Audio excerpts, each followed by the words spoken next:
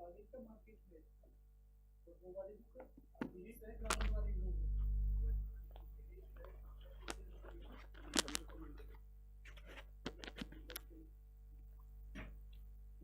लेकर आना तो जानबूझ के आंसर मेरा हाथ बहुत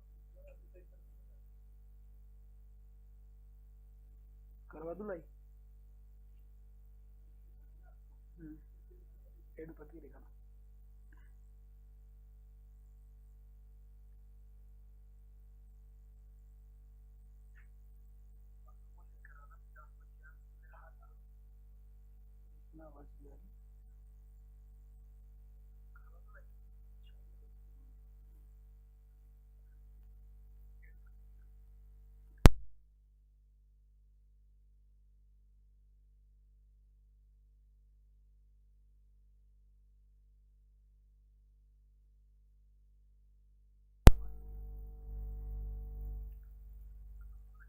चलिए, आप सभी का वेलकम है आपके अपने परिवार जी बिल्कुल इंग्लिश क्लासेस के एजुकेशनल डिजिटल प्लेटफॉर्म पे मैं आपका अपना रवि आचार्य आप सभी का वेलकम करता हूं। सभी को नमस्कार, एक हुंकार। कैसे आप सभी? अच्छे होंगे, बढ़िया होंगे, जबरदस्त होंगे और बेहतर होंगे। एडुपत वाले कमेंट दिखा दीजिए। चलिए फटाफट जल्दी से सभी बच्चे आ जाएं, जितना जल्दी हो सके उतना जल्दी फटाफट से आ जाए बहना, टाइम की खोटी ना करें, बहुत जल्दी आ जाए। शाबाश शाबाश, बहुत बढ़िया बात, बहुत बढ़िया बात। फटाफट कमेंट दिखा दीजिए और फिर कंटिन्यू करते हैं, एक एक क्वेश्चन की तरफ बढ़ते हैं बढ़िया तरीके से, शानदार तरीके से, बेहतरीन तरीके से। एक बार सभी बच्चे लाइव आए, जितना जल्दी हो सके उतना जल्दी।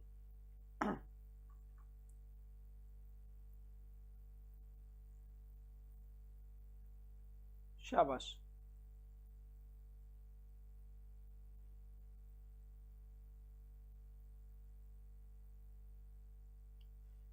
बड़े कर दीजिए। चलो जी चलो, बहुत बढ़िया बात है, शाबाश बच्चे। एक बार जल्दी से फटाफट से ज्वाइन कर ले सभी, फिर सेशन की शुरुआत करते हैं। और यहाँ से अब शुरुआत करते हैं इस सेशन की। तो यहाँ तक हम बात करते हैं कि अपनी पिछली बार जब हमने कल क्लास ली थी तो कहाँ तक अपने क्वेश्चंस कंप्लीट हो गए थे? 71 क्वेश्चन अपना कंप्लीट चल रहा था, या फिर मैंने आपको कमेंट इस पर चल क्यों नहीं रहे? आगे क्यों नहीं बढ़ रहे? ठीक है, ये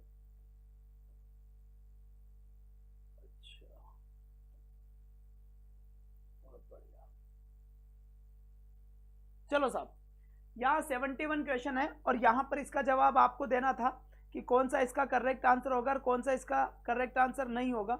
यहाँ से आपको बिल्कुल सही जवाब देना था, तो फटाफट जितना जल्दी हो सके उतना जल्दी इसका राइट आंसर दे दीजिए। इसका करेक्ट आंसर क्या होगा? तो वॉइस बहुत कम क्यों आ रही है? एक बार ऑन करके देखो तो। बिल्कुल वॉइस भी अभी ठीक करवाते हैं, थोड़ा सा आप पेशेंस बनाए रखें। उनको मैसेज कर दो। तो यहां पर पहला क्वेश्चन, और ये क्वेश्चन कह रहा है हु रॉट सिंथेटिक स्ट्रक्चर्स, ऐसा लिखा हुआ है।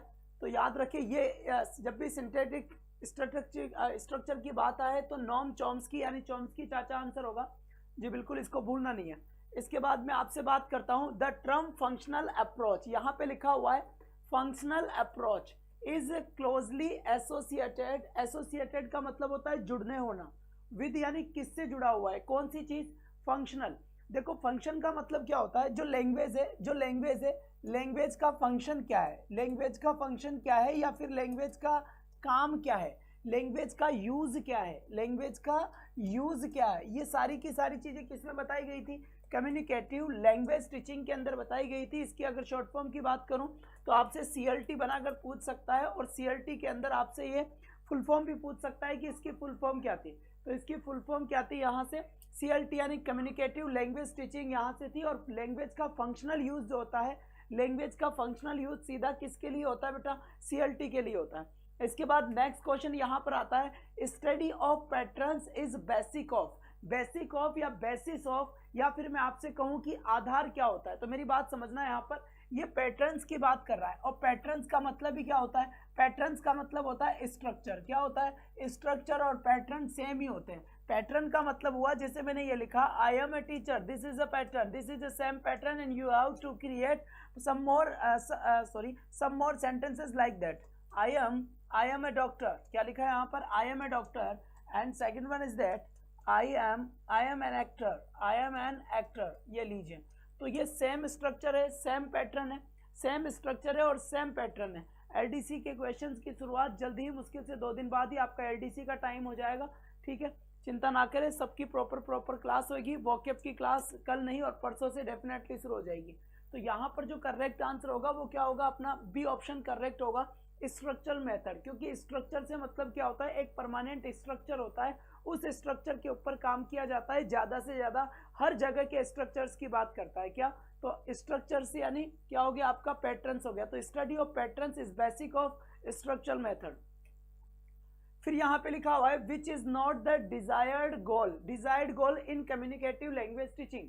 देखो अगर इस क्वेश्चन को सही दिखा जाए तो ये पूछना चाह रहा है कि सीएलटी जो होता है ना, सीएलटी विच इज नॉट यानी कौन सी चीज इनमें से सीएलटी से रिलेट नहीं करती है या फिर सीएलटी के बारे में नहीं होती है, ठीक है।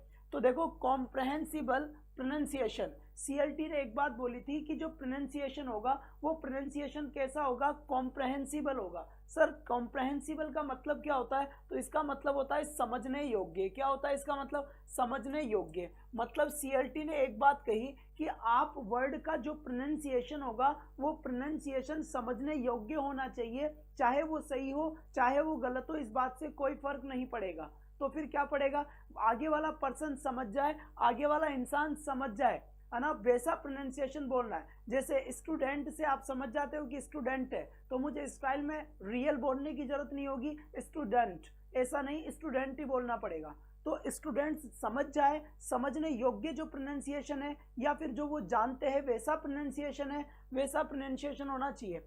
इफेक्टिव कम्युनिकेशन, सीएलटी का सबसे मेन मुद्दा यही था। सीएलटी का मेन मुद्दा यही था कि कम्युनिकेशन कैसा होना चाहिए, इफेक्टिव कम्युनिकेशन होना चाहिए, आपका कम्युनिकेशन तेज होना चाहिए। सीएलटी ने एक बात और बोली थी, fluency is more important than accuracy, और fluency is more important than accuracy. और इसके बाद एक और बात बोली थी किसने, सीएलटी ने, कि मीनिंग इज पैरामाउंट, कि मीनिंग क्या होता है, पैरामाउंट होता है। मातृभाषा का जो यूज था वो अलाउ नहीं किया गया था, लेकिन बैन भी नहीं किया गया था। मातृभाषा का यूज अलाउ नहीं था लेकिन बैन भी नहीं था, तो फिर क्या था, वो यूज किया गया था बच्चे, कौन सा, वहां पर ये बात बताया गया, क्या बात बताई गई कि जुडिशियस यूज ऑफ, क्या बोला मैंने, judicious use of mother tongue allow. जो जुडिशियस यूज था मातृभाषा का वो अलाउ कर दिया गया था। सर जुडिशियस का मतलब क्या होता है, जुडिशियस का मतलब हुआ बच्चे, क्या हुआ बालक, ध्यान दे दोस्तों इधर, जुडिशियस का मतलब हुआ कि जरूरत पड़ने पर आप यूज कर सकते हो, जनरली आप यूज नहीं कर सकते। तो ये भी बिल्कुल था। फिर लिखवा है एक्वेंटेंस ऑफ मीनिंग, यानी मीनिंग से परिचय होना चाहिए, या फिर जी बिल्कुल, या फिर यहाँ पर यह भी बोला जा सके कि मीनिंग इज पैरामाउंट। क्या लिखा मैंने, मीनिंग इज पैरामाउंट। सर इस टर्म का मतलब क्या होता है, तो देखो यहाँ पर इस टर्म का मतलब होता है मीनिंग इज पैरामाउंट का मतलब हुआ कि मतलब को तवज्जो दिया गया।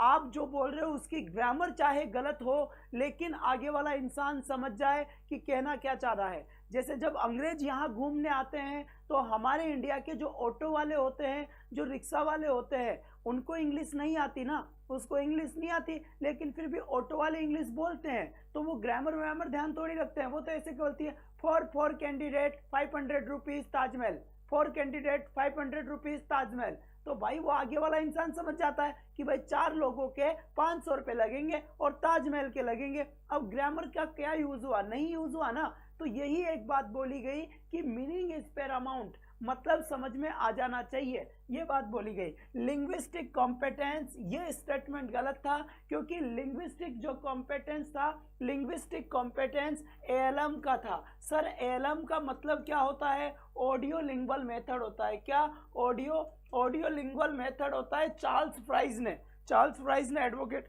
एडवोकेट किया था इसका, ऑडियो लिंग्वल मेथड होता है, ठीक है।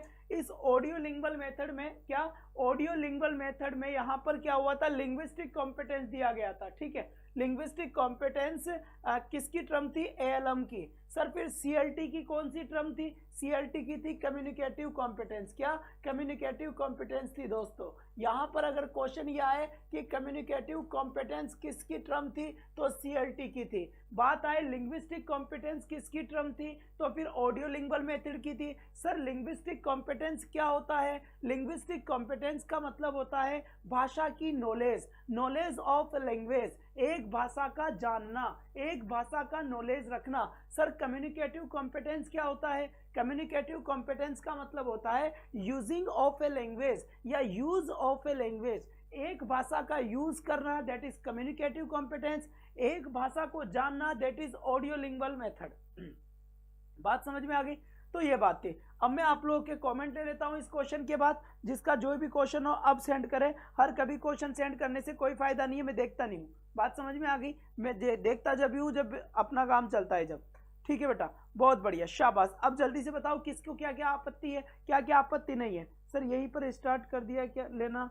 मैं कुणाल पीपलू से पहचान गए क्या? हाँ जी बिल्कुल बिल्कुल, यहीं पे ही क्लास लेना शुरू हो गए। सर आपकी डेली क्लास होती है, बहुत बढ़िया बात है गुरुजी, बहुत बढ़िया। जय हिंद भाई, जय हिंद। कविता बेरवा, मीनाक्षी वर्मा, शाबाश। Hello sir, I am how are you? I am fine. अरे सर आप वॉइस ठीक आ रही है ना भाई? एसएमएस कल बता दूंगा पूछ कर। जय हो नविता, आप कहाँ से हैं? वाह भाई वाह, शाबाश। रिटू सैनी जी, बहुत बढ़िया बात है। देखो कमेंट अगर आपको ऐसे लग रहा है कि सर हमारे नहीं पढ़ रहे हैं, तो बता देता हूँ, दो जगह लाइव हो रही है क्लास ना, तो कमेंट मोबाइल में भी आ रहे हैं और सामने भी आ रहे हैं, तो मैं दोनों को मिक्स करके पढ़ लेता हूँ। बात समझ में आ गई? गुरुजी मैं आ गया, बहुत बढ़िया। मुरारी जी welcome, welcome dear. And Chanchal Verma, sir second grade की क्लासेस ले लो। चंचल वर्मा ये किसकी है? तुम्हें इतना सा होश होना चाहिए कि एग्जाम के 20 दिन बाकी है, तुम्हें अभी तक इतने से होश नहीं है कि एग्जाम किसकी चल रही है। सेकंड ग्रेड की क्लास नहीं है ये, आपका सिलेबस चेक करा हुआ नहीं है। किसकी क्लास है ये? हम एलडीसी की क्लास ले रहे हैं क्या? ये जो क्वेश्चन नजर आ रहा है ये सेकंड ग्रेड में नहीं है क्या? अगर तुम्हें 20 दिन पहले ये भी पता नहीं चल पाता कि तुम्हारा सिलेबस कौन सा है और ये क्वेश्चन कहां से उठा हुआ है, तो फिर पढ़ना बेकार है तुम लोगों का। थंबनेल के ऊपर साफ साफ लिखा हुआ है, साफ साफ लिखा हुआ है ग्रेड सेकंड और रीड के टीचिंग मेथड चल रहे हैं, टीचिंग मेथड चल रहे हैं। एक एक स्टूडेंट की ऑनलाइन थप्पड़ पड़ेगी इधर से। चलो जी, अलर्ट बनो, बच्चे नहीं हो दूसरी तीसरी क्लास के, पढ़ाओगे तुम 10वीं 12वीं को जाके, ऐसे कैसे काम चलेगा? कि तो आइडिया लग जाना चाहिए टीचर के बोलने से पहले कि मामला कहां पर चल रहा है। देखो यहां से सुमन तो एक एक दिन गिन रही है। चलो साहब, linguistic competence is the desired goal of the method. इसका वो इसका क्या होगा फिर?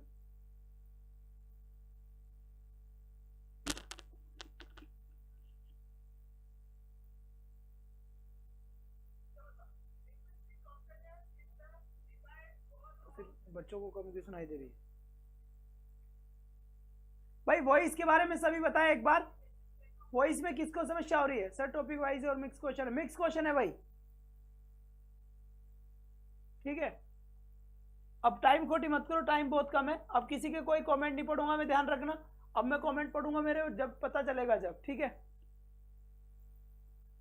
आ जाओ। तो linguistic competence is the desired goal of, linguistic competence audio lingual method का डिजायर्ड गोल है।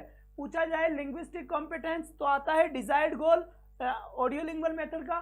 कम्युनिकेटिव कॉम्पिटेंस की बात आए तो सीएलटी का। इसके बाद यहां से देखिए, in which method of teaching English varieties of a language are recognised but not emphasised, not emphasised. इसका आंसर देखिए यहां से, इन विच मेथड, कौन सा मेथड है टीचिंग इंग्लिश, इंग्लिश पढ़ाने का। Teaching English varieties of language are recognised but not emphasised, जिसमें वेराइटीज को पहचाना तो जाता है लेकिन उसके ऊपर एम्फेसाइज नहीं किया जाता। ऑडियो लिंग्वल मेथड, क्योंकि इसके अंदर केवल और केवल मेमोराइजेशन, मेमोराइजेशन का मतलब क्या होता है? रटाना। केवल डायलॉग मेमोराइजेशन पे बल दिया जाता है। किस पे? डायलॉग मेमोराइजेशन पे। और इसी को ही क्या बोलते हैं? इसी को ही बोलते हैं न्यू की मेथड। और फिर इसी को ही क्या बोलते हैं बच्चे? इसी को ही बोलते हैं साथ में न्यू की मेथड के बाद इसका आगे का नाम आता है आर्मी मेथड। क्या आता है बेटा? आर्मी मेथड भी इसी का ही नाम आता है, ठीक है। छोटी छोटी मगर मोटी बातें, mind it. Over learning is short in, over learning किस में आता है? ओवर लर्निंग इज शॉर्ट इन तो ये और लर्निंग से याद रख लेना बेटा, ALM मेथड, क्या audio lingual method. What is not true about audio lingual method, इनमें से ऑडियो लिंगुअल मेथड के बारे में कौन सी बात सही नहीं है। Language items are not necessarily contextualised, ठीक है। अब ये देखो यहाँ पर आर नॉट नेसेसरी कॉन्टेक्चुअलाइज्ड, जबकि ये किस में कॉन्टेक्चुअलाइज्ड होता है, ये होता है अपना CLT के अंदर। इसका मतलब होता है रिलेटेड टू डेली लाइफ। क्या लिखा मैंने, related to daily life.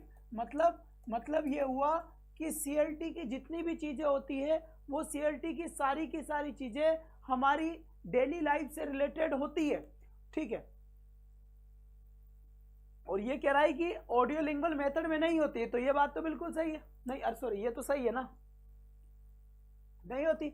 Language learning is learning structures sounds of words, ये भी सही है। Language learning is learning to communicate, ये आंसर होगा। या the use of the students native language is forbidden, ये आंसर तो सही है। लैंग्वेज, तो देखो language learning is learning to communicate, ये आंसर है।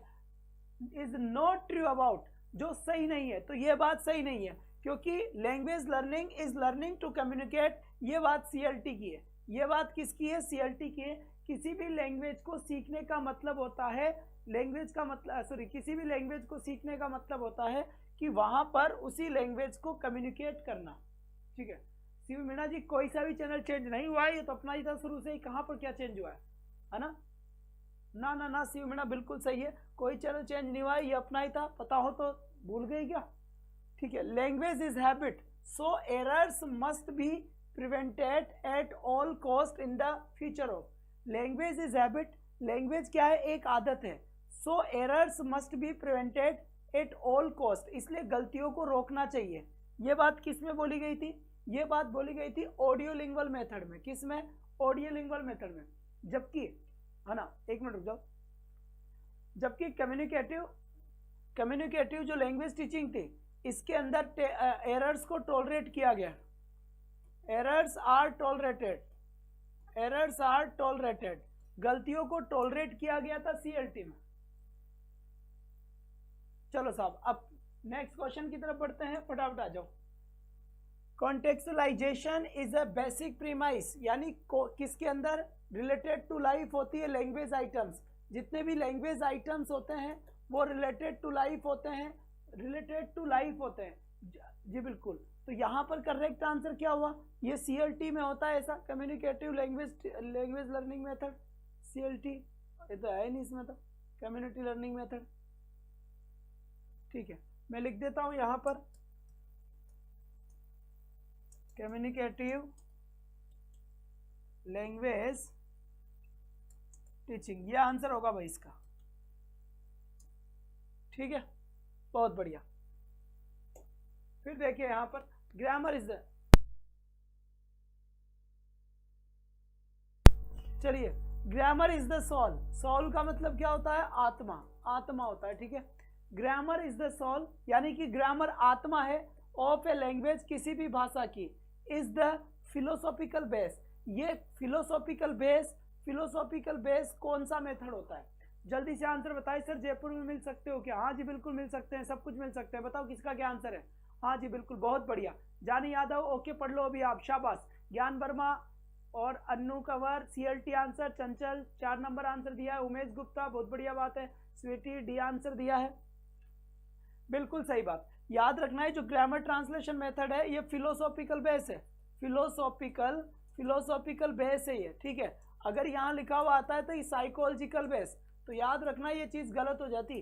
क्यों हो जाती, क्योंकि साइकोलॉजिकल बेस नहीं है। और साइकोलॉजिकल बेस कौन सा मेथड है, साइकोलॉजिकल मेथड होता है, साइकोलॉजिकल बेस होता है डायरेक्ट मेथड। अगर मैं आपसे एक क्वेश्चन पूछ लूं, ध्यान दो, कि पार्ट टू होल कौन चलता है, यहाँ से, तो क्या आप मुझे आंसर दे सकते हैं कि कौन सा मेथड है जो पार्ट टू होल चलता है। और दूसरा क्वेश्चन आपसे मैं यही पूछूंगा कि कौन सा मेथड है जो होल टू पार्ट चलता है, तो पार्ट टू होल तो कौन सा मेथड चलेगा, और फिर पार्ट टू होल और फिर होल टू पार्ट कौन सा चलेगा। जल्दी से जवाब दीजिए, फटाफट, जितना जल्दी हो सके। बहुत बढ़िया, शाबाश बेटा।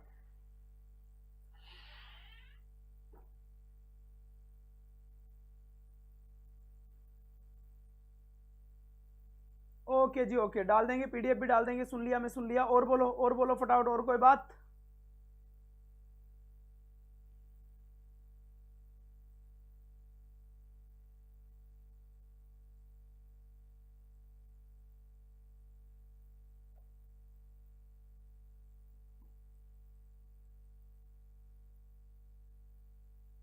चलिए, तो पार्ट 2 होल चलता है अपना टीसीजीएम मेथड। टीसीजीएम मेथड क्या चलता है? Part 2 whole. क्यों? क्योंकि टीसीजीएम मेथड की जो यूनिट ऑफ टीचिंग होती है वो होती है वर्ड, और फिर वर्ड से वर्ड मिलकर क्या बन जाता है? वर्ड से वर्ड मिलकर क्या बन जाएगा अपना? वर्ड से वर्ड मिलेगा तो सेंटेंस बन जाएगा, इसीलिए पार्ट 2 होल हो गया। और यहां पर सेंटेंस से बनेगा जो भी बनेगा, किसमें? डायरेक्ट मेथड में। तो डायरेक्ट मेथड जो चलता है वो किस में चलता है? Whole to part. Direct method चलता है होल टू पार्ट, और यहां पर पार्ट 2 होल चलता है टीसीजीएम मेथड। पार्ट 2 होल क्या चलता है बेटा? टीसीजीएम मेथड चलता है। क्लियर हो गई यहां तक की बात? बहुत बढ़िया बात है। इसके बाद देखिए, which of the following is not the characteristic of grammar translation method? इनमें से जो 4 स्टेटमेंट लिखे हुए हैं, इन चारों स्टेटमेंट में से कौन सा ऐसा स्टेटमेंट है जो ग्रामर ट्रांसलेशन मेथड से रिलेट नहीं करता है? The unit of teaching is word, बिल्कुल सही बात है। जो ट्रांसलेशन कम ग्रामर मेथड की, ध्यान दो, जो ट्रांसलेशन कम ग्रामर मेथड की जो यूनिट ऑफ टीचिंग है वो वर्ड है। मदर टंग डोमिनेट्स, डोमिनेट का मतलब होता है प्रभुत्व। भाई कौन सी लैंग्वेज की ज्यादा पकड़ है? तो इसमें भाई साहब सबसे पहले मातृभाषा की बहुत ज्यादा पकड़ है ट्रांसलेशन कम ग्रामर मेथड में। Grammatical rules are explained by teacher, जो ग्रामेटिकल रूल होते हैं वो एक्सप्लेन करे गए हैं बाय टीचर, टीचर के द्वारा। Instead of word, sentence is the unit of teaching.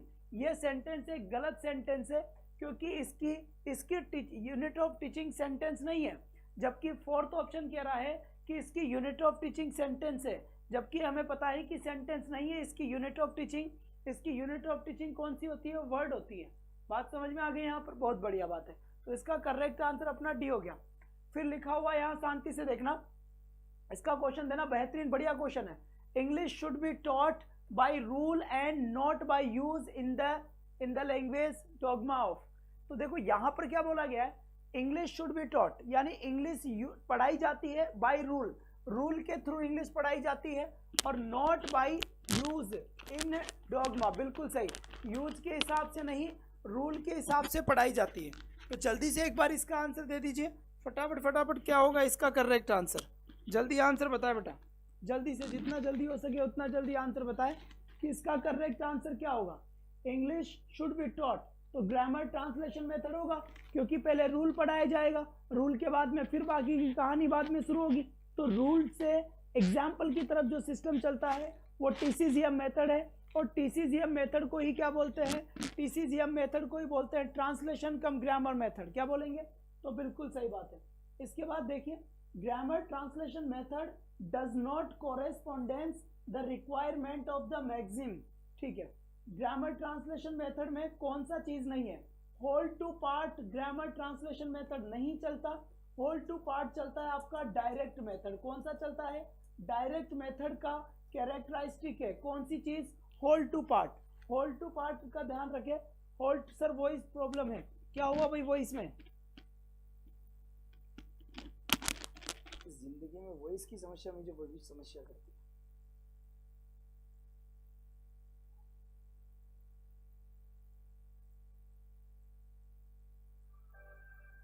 रुको भाई चेक करते हैं।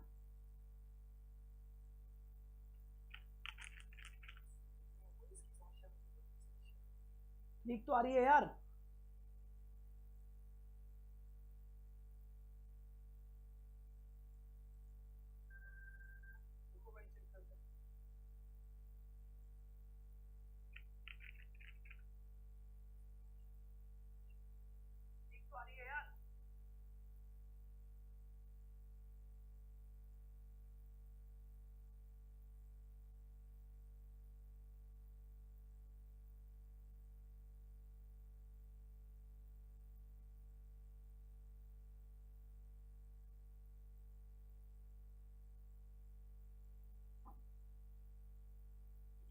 लाएंगे जब पैसे आ जाएंगे ना, तो वो माइक लाएंगे बढ़िया वाला अपन भी, ठीक है? थोड़े दिन और इससे पढ़ ले, फिर लाएंगे, घबराओ मत। ठीक है बेटा, सब काम धीरे धीरे हो जाएगा, घबराओ मत। करेंगे भाई। Proceed from whole to part, तो ये तो डायरेक्ट मेथड का है, तो इसका मतलब राइट आंसर क्या होगा, बाकी सब राइट, यही करेक्ट आंसर है इसका, यही पूछा है इसने। The system of language functions through, the system of language, language का सिस्टम क्या है, साउंड भी आता है, स्ट्रक्चर भी आता है, वर्ड्स भी आते हैं, सभी लैंग्वेज के पार्ट है, तो सभी आएंगे नहीं आएंगे।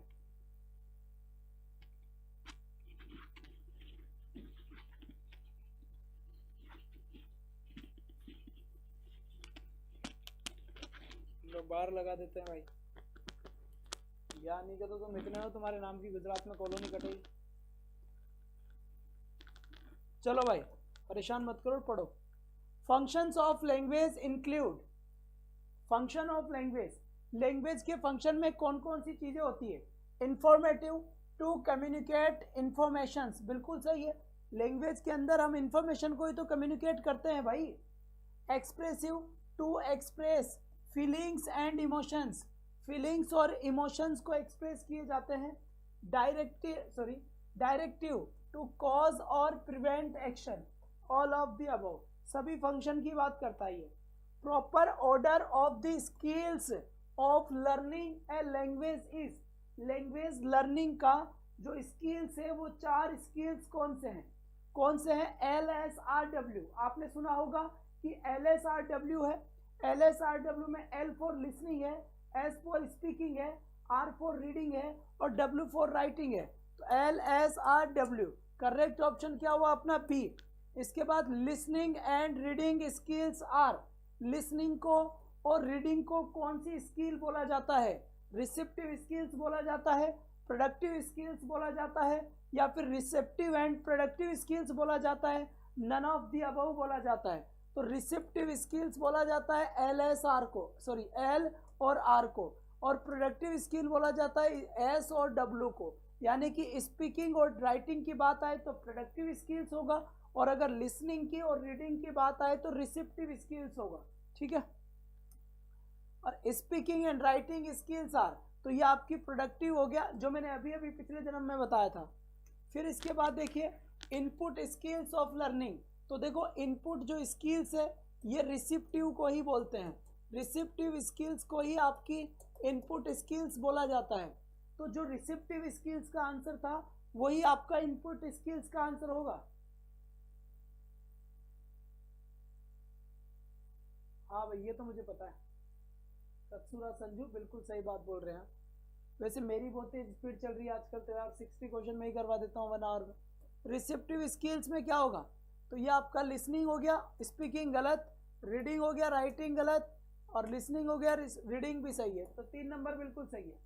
तुम जल्दी आंसर दिया करो तो हम जल्दी देखेंगे, ठीक है। इसके बाद देखो, चलो, who developed the notion of linguistic competence, linguistic competence का जो नोशन है वो किसने डेवलप किया था, तो ये चॉम्स्की ने किया था, नोम चॉम्स्की साहब ने लिंग्विस्टिक कॉम्पिटेंस जो टर्म थी वो। इसके बाद लिखा गया है लिंग्विस्टिक कॉम्पिटेंस मीन्स क्या होता है, लिंग्विस्टिक नॉलेज होता है, कम्युनिकेटिव नॉलेज होता है, कम्युनिकेटिव एबिलिटी होता है। लिंग्विस्टिक के बीच में और कम्युनिकेशन के बीच में तो कोई सवाल ही पैदा नहीं होता। जहाँ लिंग्विस्टिक आ गया, जहाँ पर लिंग्विस्टिक आ गया वहाँ पर तो भाई कम्युनिकेटिव आ ही नहीं सकता। तो लिंग्विस्टिक कॉम्पिटेंस का मतलब होता है लिंग्विस्टिक नॉलेज, यानी भाषा का ज्ञान, न कि भाषा का यूज।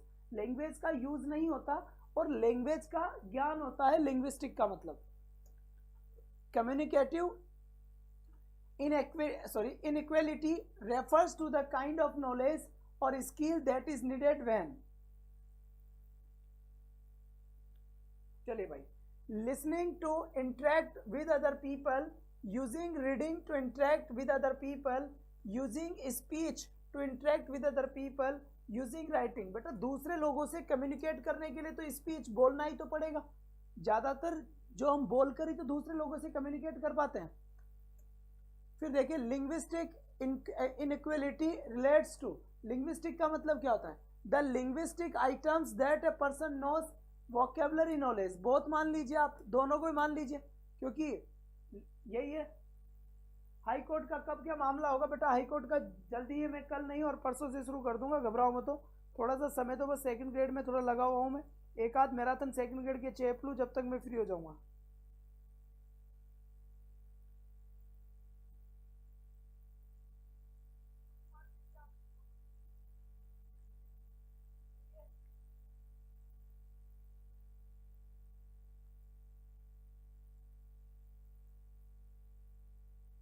चले साहब, बहुत बढ़िया। What is the function of speech? Speech का फंक्शन क्या है? It acts as a control on people's physical activity to stabilise और reinforce social relations, what Malinowski called fatigue, to prevent a personal image for others to evaluate.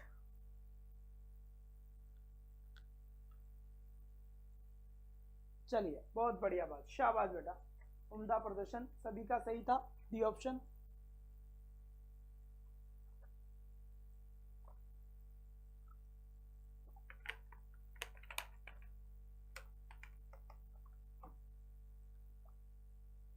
अब यहां पर देखो, who postulated that there are two varieties, छोड़ दीजिए इसको,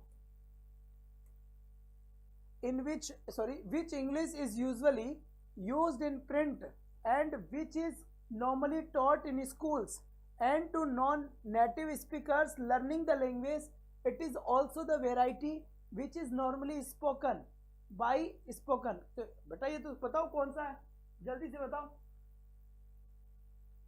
जल्दी ही grammar के बस क्वेश्चन चल रहे हैं, जल्दी हो जाएगी बेटा, कुछ है कुछ बाहर से भी है, डी ऑप्शन।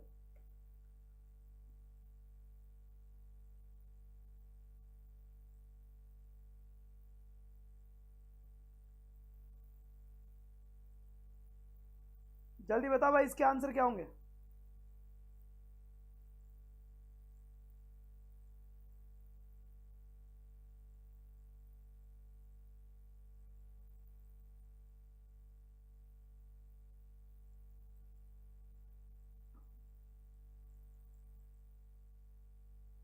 D option.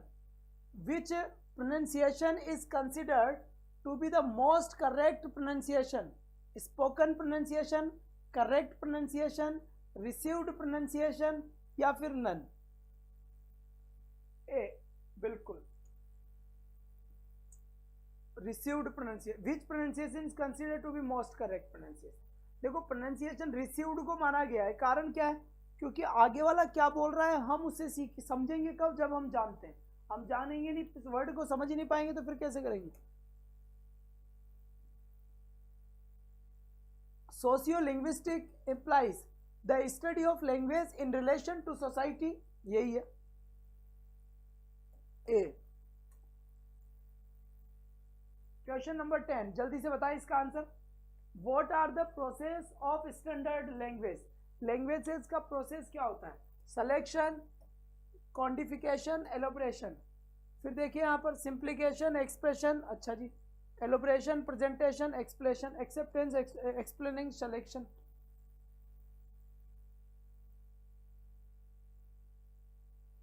बताइए साहब।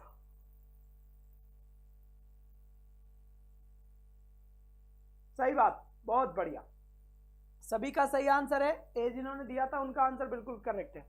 एन इंपॉर्टेंट कैरेक्टरिस्टिक ऑफ, इसको रहने दीजिए आप चाहे।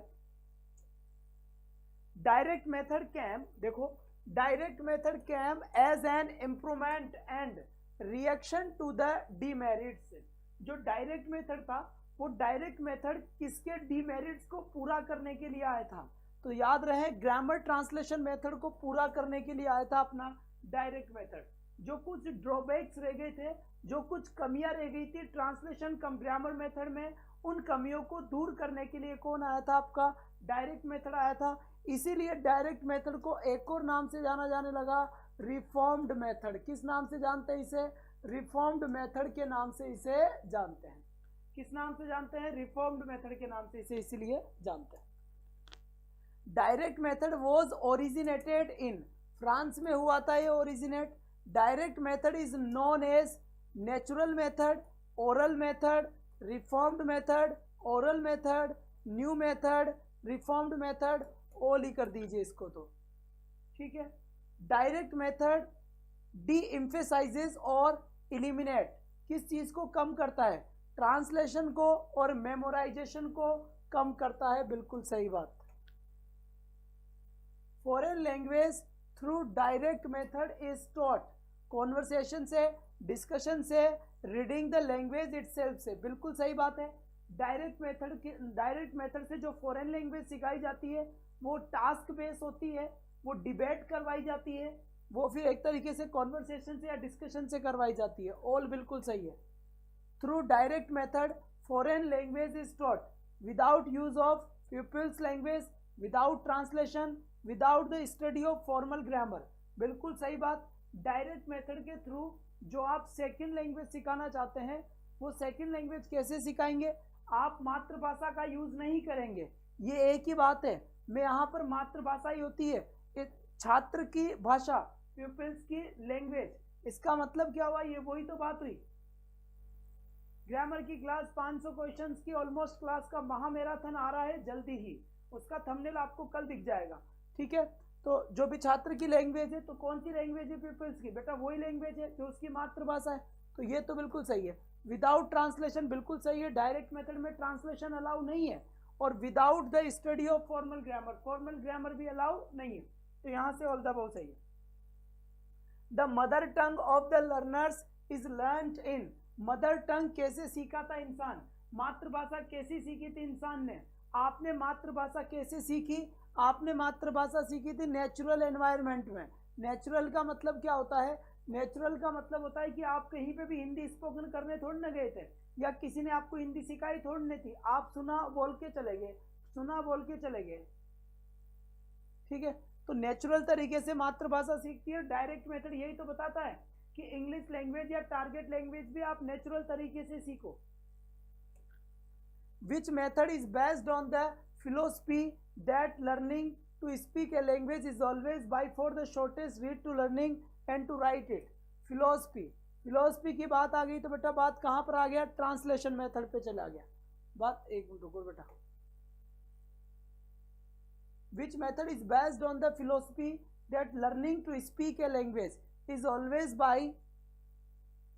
ठीक है सही है, एक सेकंड थोड़ा सा रुको। Learning to speak a language, बिल्कुल सही। Learning to speak a language, जिसके अंदर एक लैंग्वेज को बोलना सिखाया जाता है, वो डायरेक्ट मेथड है आपका लैंग्वेज टू लैंग्वेज, बिल्कुल सही। Fluency in reading and facility in writing. Fluency in speech is the basic idea of,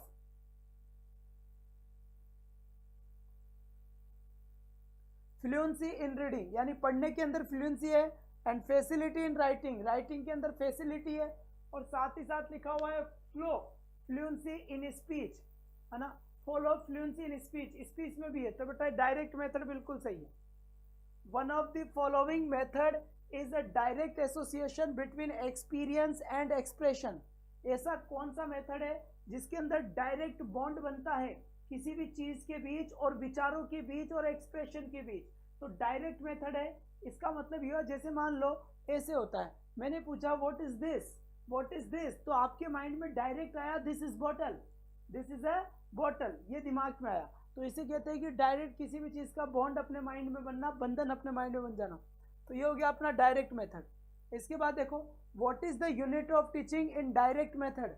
direct method की यूनिट ऑफ टीचिंग क्या होती है? सेंटेंस होती है। और वर्ड किसकी होती है?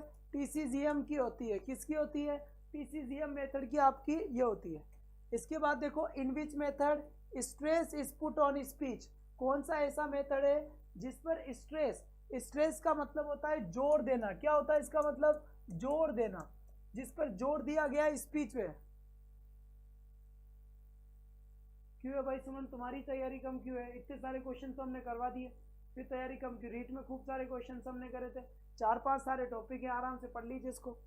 तो in which method stress put on speech, direct method. In one of the following methods grammar is taught inductively. कौन सा ऐसा मेथड है जिसमें ग्रामर इंडक्टिवली पढ़ाई जाती है? इंडक्टिवली। तो फिर डिडक्टिवली किसमें पढ़ाई जाती है? जो टीसीजीएम मेथड था, टीसीजीएम मेथड में ग्रामर डिडक्टिव मैनर में पढ़ाई जाती है। टीसीजीएम मेथड में जो ग्रामर होती है वो डिडक्टिव मैनर में पढ़ाई जाती है, और जो डायरेक्ट मेथड होता है उसके अंदर इंडक्टिव मेथड में पढ़ाई जाती है, मैनर में पढ़ाई जाती है। तो इसका आंसर क्या होगा अपना? Direct method. In which method rules of grammar are neither taught nor stressed and the learners will themselves infer the grammatical rules. This method emphasizes the oral teaching. कौन सा मेथड है जिसने केवल ओरल टीचिंग पे ध्यान दिया? Oral teaching का मतलब क्या होता है कि जिसने केवल और केवल बोलने पे ध्यान दिया, रूल्स पे ध्यान नहीं दिया, रेगुलेशंस पे ध्यान नहीं दिया। ठीक है, तो कौन सा मेथड है बेटा? डायरेक्ट मेथड है जिसने ओरल पे ध्यान दिया था। जी बिल्कुल सही बात। इसके बाद यहां से देखिए, from simple to complex and from concrete to abstract are profusely used in. बेटा कौन सा मेथड था जो सिंपल से कॉम्प्लेक्स चलता है या कॉन्क्रीट टू एब्स्ट्रैक्ट चलता है? तो सारे मेथड है बेटा जो सिंपल से कॉम्प्लेक्स चलेंगे। ठीक है, बात समझ में आ गई क्या? सारे मेथड है जो सिंपल टू कॉम्प्लेक्स चलते हैं। In which method pronunciation is taught systematically. कौन सा ऐसा मेथड है जिसके अंदर प्रोनाउंसिएशन भी सिस्टमेटिकली बताया जाता है? डायरेक्ट मेथड में बोलने की बात करता है, तो प्रोनाउंसिएशन की भी बात बेटा वहीं पे होगी।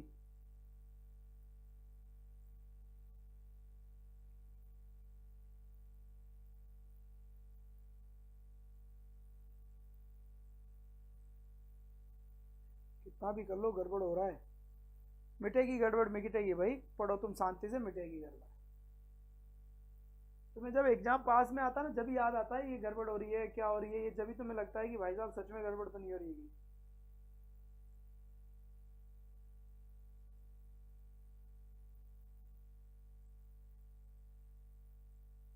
आई बात समझ? चलो जी साहब, बहुत बढ़िया बात है। तो emphasis in direct method is laid on grammar पे, वोकेबलरी पे, सिंटेक्स पे, या अप्लाइड ग्रामर पे। अप्लाइड ग्रामर की बात करेगा ये तो अलग, अप्लाइड ग्रामर या डायरेक्ट स्पोकन में चलती है grammar. It is the quickest way of getting started in English. It refers to direct method. Direct method यानी डायरेक्टली, क्विकली, जल्दी से चलता है। Which method stresses on oral approach. सुनो और बोलो, सुनो और बोलो, सुनो और बोलो। रुको रुको रुको, इसमें ठीक कर लेना बेटा।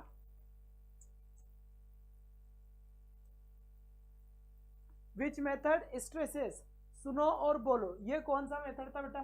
तो डायरेक्ट मेथड का ध्यान रखना है। Structural method came into existence by the efforts and researches done by. ये आपका लैंग्वेज वाला क्वेश्चन है, आप इसे चाहे तो याद कर सकते हैं, चाहे तो नहीं, क्योंकि पत्ती वाला होगा तो देख लेना, इसका आंसर सीधा रख लेना आप, British Council Institute of Education university.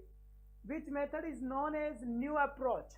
New approach के नाम से, ओरल अप्रोच के नाम से कौन सा जाना जाता है?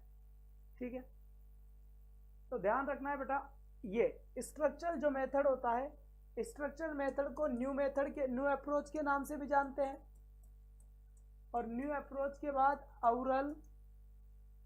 ओरल के नाम से भी जानते हैं। किसको? स्ट्रक्चरल मेथड को।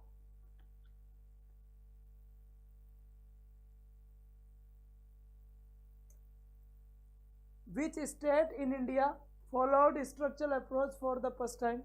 छोड़ दीजिए, 30 में ALM होगा, 30 कौन सा?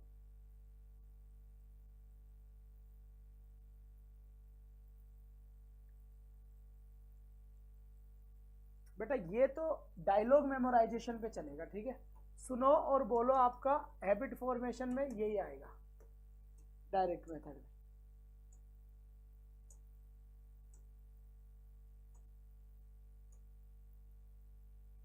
ये इंस्टीट्यूट तो बेटा डायरेक्ट देख लेना आप, इनके आंसर है PDF में डाल दूंगा। The structural approach is based on the,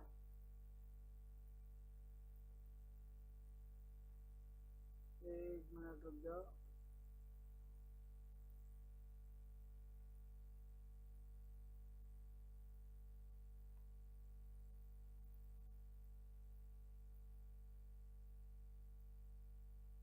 शाबाश।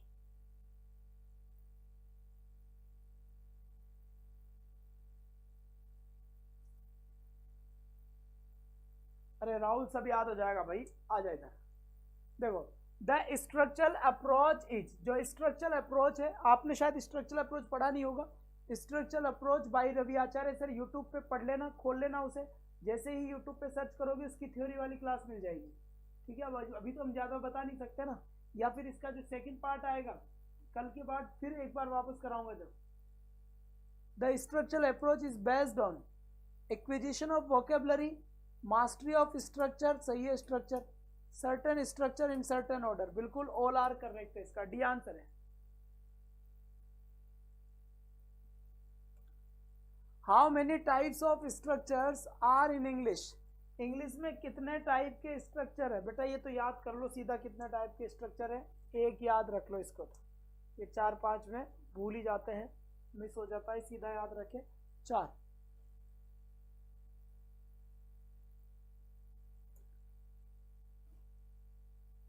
Which is correct group of structures, ये जो 4 वाले हैं वो ये बेटा है। सेंटेंस पैटर्न हो गया, देखो सेंटेंस पैटर्न हो गया, फ्रेज पैटर्न हो गया, फॉर्मूलाज हो गया, इडियम्स हो गया, वर्ड पैटर्न, प्रोवर्ब्स हो गया, proverb pattern, saying, word pattern, और ये पैटर्न प्रोवर्ब्स पैटर्न, इडियम्स। तो ये हो गया बेटा अपना, सीधा सीधा देख लो आपका।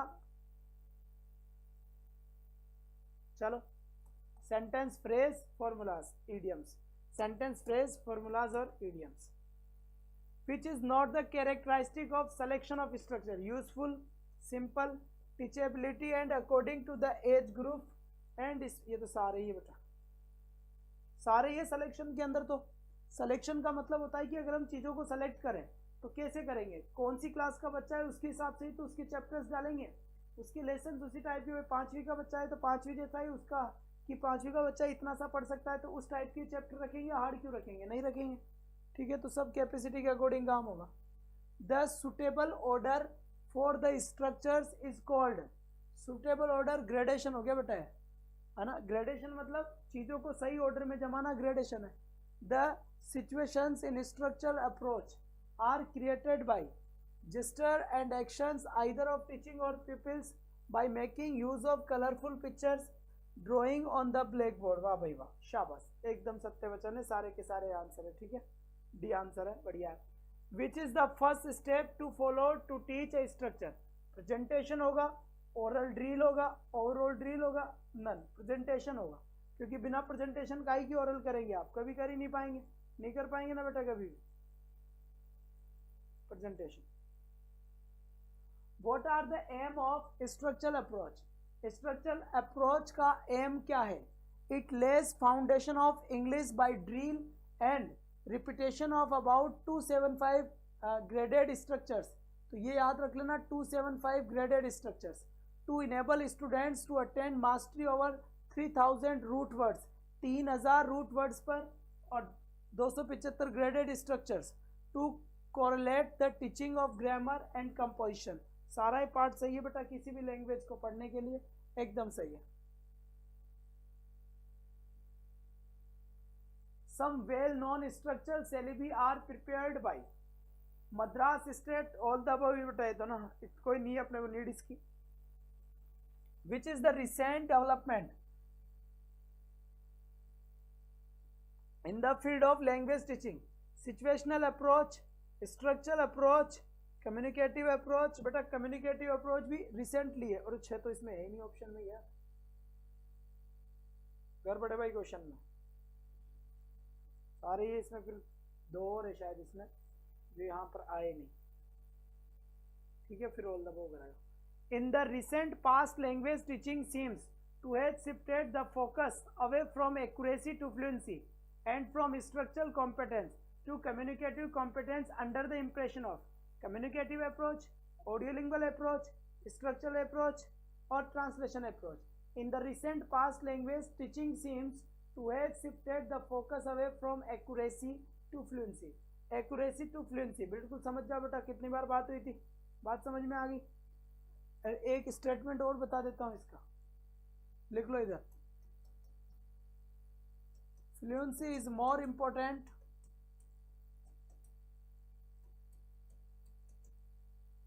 Then accuracy. Fluency is more important than accuracy. Traditional approach focus on, traditional जो अप्रोच है वो किस पे फोकस करता है? लिंग्विस्टिक कॉम्पिटेंस पे, स्ट्रक्चर, ग्रामर कॉम्पिटेंस, सब पे करता है। इसका मतलब सीएलटी का मतलब क्या होता है? सीएलटी का मतलब क्या होता है, जल्दी से बता बेटा। कल नहीं तो परसों से तो पक्का ग्रामर शुरू कर दूंगा, वो वोकेब शुरू कर दूंगा, ग्रामर तो चल ही रही है, घबराए नहीं।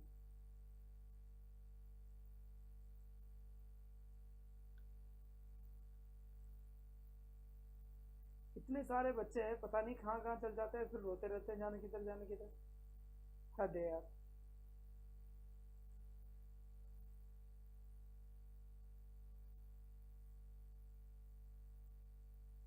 CLT मीन्स क्या होता है? Communicative language teaching. C answer. The following one pays systematic attention to functional as well as structural aspects of language, combining these into a more fully communicative views. Foreign language teaching, communicative language teaching. चलो जी चलो। In communicative language teaching, the learner is concerned with English uses, English grammar, using language. The existence, बेटा इसका answer आप लोग दोगे। इस question को पढ़ लो और इसका स्क्रीनशॉट ले लो।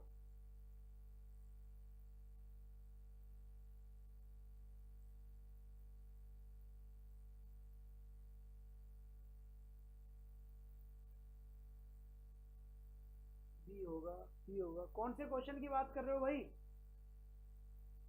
47। CLT means, oh sorry sorry sorry, तो एक बोला तो मैंने कम्युनिकेटिव ही था ना, ये कम्युनिकेटिव पढ़ लिया भाई। सही है, कम्युनिकेटिव लैंग्वेज टीचिंग होगा, और क्या होगा इसमें, कौन सी बड़ी बड़ी बात है। और इसका क्वेश्चन आप दोगे, इसका नहीं, इसका दोगे। ओके जी ओके, इतना सा ध्यान तुम भी रखो, है ना। ये तो तुम्हारे इंग्लिश पढ़ाने के हिसाब से लिखे जाते हैं। कल नहीं परसों से आपका, कल नहीं परसों से आपका बिल्कुल स्टार्ट हो जाएगा वोकेब का पार्ट, और ग्रामर का कंप्लीट मैराथन जल्दी ही आ जाएगा। कल उसका इवेंट लग जाएगा, कब है, क्या है और कैसे। तैयार रहें बढ़िया तरीके से, है ना बेटा। बेटा इतनी जल्दी इसलिए कर रहे हैं क्योंकि तुम पढ़े हुए होने चाहिए, क्योंकि एग्जाम बहुत ज़्यादा पास में है ना। वो तो चलो ठीक हो गया, कोई बात नहीं, ठीक है। तो आज के लिए बस इतना ही, कल फिर मिलेंगे।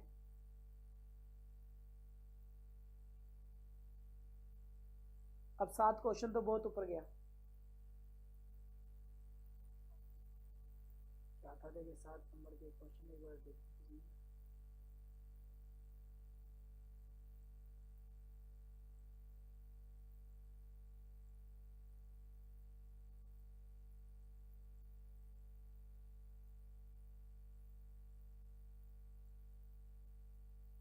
चलो सही है, बहुत बढ़िया। टाइम से आ जाए करो बिल्कुल, तो ही बढ़िया रहेगा। ओके जी, आज के लिए बस इतना ही। Tata bye bye, see you again, thank you.